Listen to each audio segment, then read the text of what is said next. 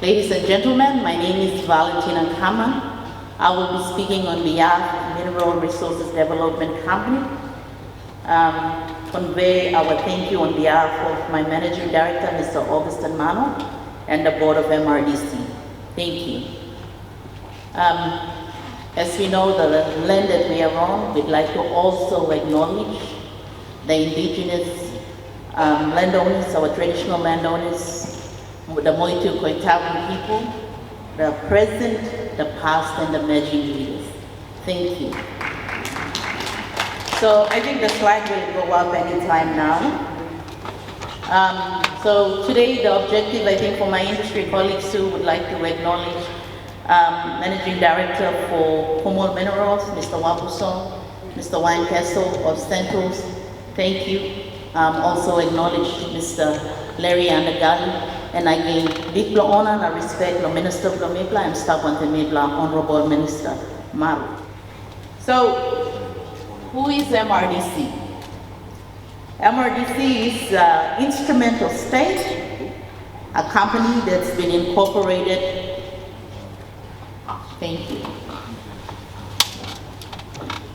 Incorporated under the Company Act. And our job is, our major role is to manage the corporate subsidiaries. Our subsidiaries are made up of corporate trustees. And those trustees, as I was opening, every time, so let me just step back.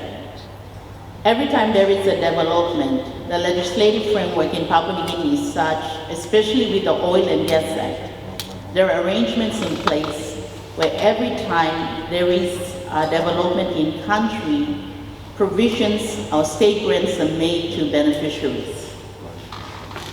And that equals, they have an equity benefit or equity participation, as well as royalty participation.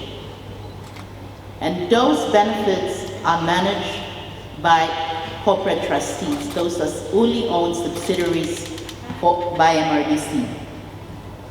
So MRDC is a management company. In terms of revenue,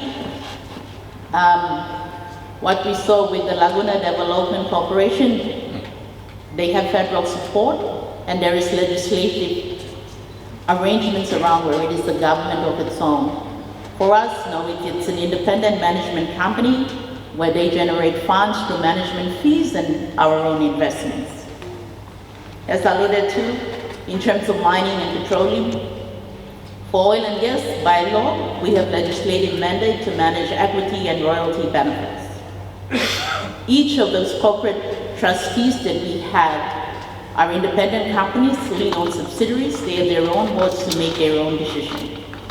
As management company, MRDC does not have any authority or power to spend or do investment decisions without express authority from those respective boards. There's a slide there where you can see the signing of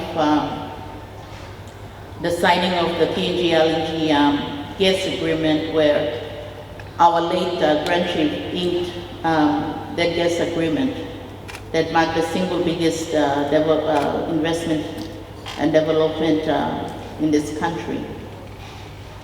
A lot of people don't know, but MRDC was incorporated in May 1975. So in terms of history, we are as old as this country. Next slide. So that just gives you a glimpse in terms of the governance framework that's around.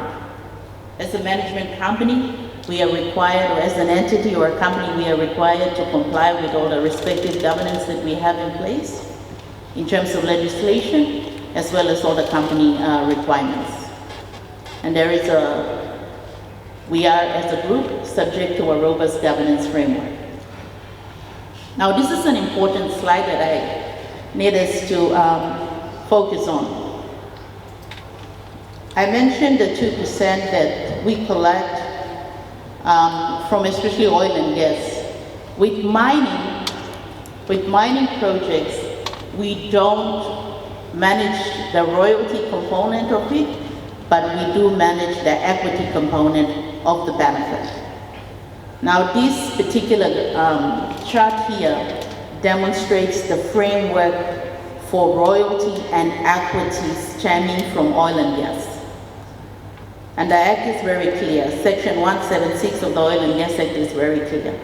Every time there is a royalty or an equity, 2% is given. That 2% is converted into 100, and then there is a split. 30% goes into an investment for trust for future generation, 30% for our community investment trust, and then 40% is paid out as cash distribution to those beneficiaries. Those beneficiaries, the legislation also ensures that there is a process of identification and benefits are paid to those, to our beneficiaries. Sorry, before I come to the investment story. So in terms of decision making, MRDC as a company is a shareholder in trust of those respective corporate trustees, and those respective trustees, they have their own board. Those boards are governed by their trustees, their respective company constitution, and they make decisions. All investment decisions is subject to the investment rules, and of course have to go and be ventilated independently through an investment advisory committee before a decision can be made. So the 2% that we have in those mining and especially in the petroleum areas are called participating interest. So far, our investment story so far. For our visitors, if they had taken you around Port Moresby, we have Hilton here, surprisingly.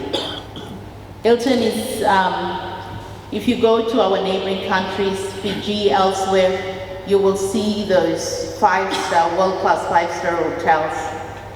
Hilton is the first major brand, and proud to say that our landowners, with the help of our government, have brought this to fruition.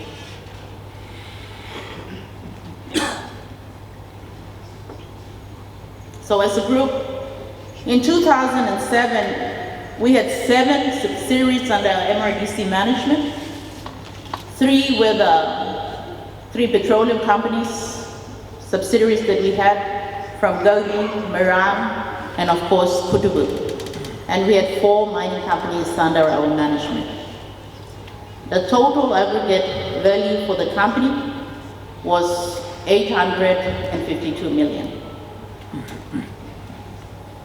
2023, the group now is, we've got 21 subsidiaries under our management, and the group total aggregate value is about $6.9 billion. Long-term investment, of course, are guided by our investment robust framework with prudent management. This gives you a glimpse in terms of the different sectors which we invest in. Our companies are in power generation, real estate, hospitality, business, real estate, banking, aviation. That's why the first, the Laguna Development Corporation presentation really resonated.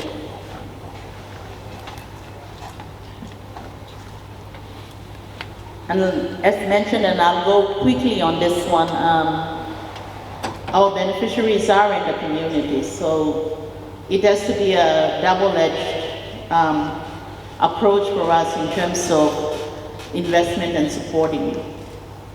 When we get those investment, also we have to do social investment back in our project areas. And projects like water supply, ensuring that we're providing, we're building schools and other community services.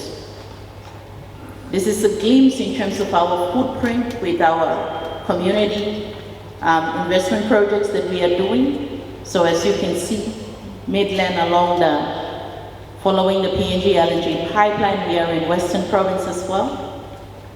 And right in between where you see a lot of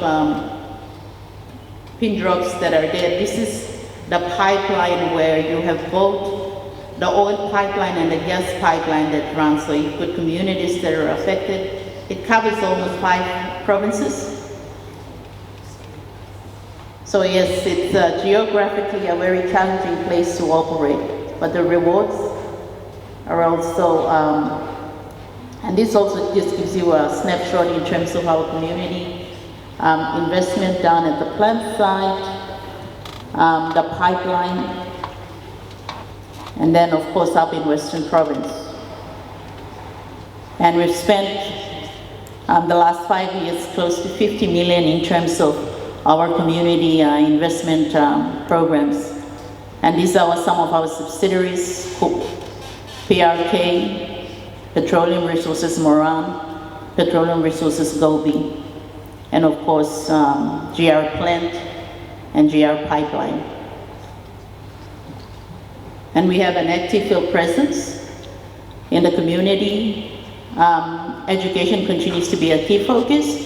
We do provide scholarship as well. So I think that gives you a glimpse. I think that we went through almost 15 or 10 minutes with that slide.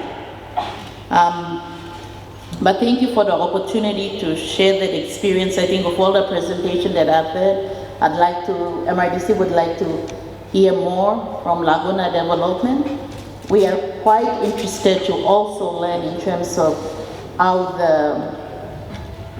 the advocacy around the legislative frameworks that you've had that enable your people to have more access. I think that's something that our landowners and our communities can glean and learn more from. Thank you, Drew. Excellent. Thank you. Thank you so much.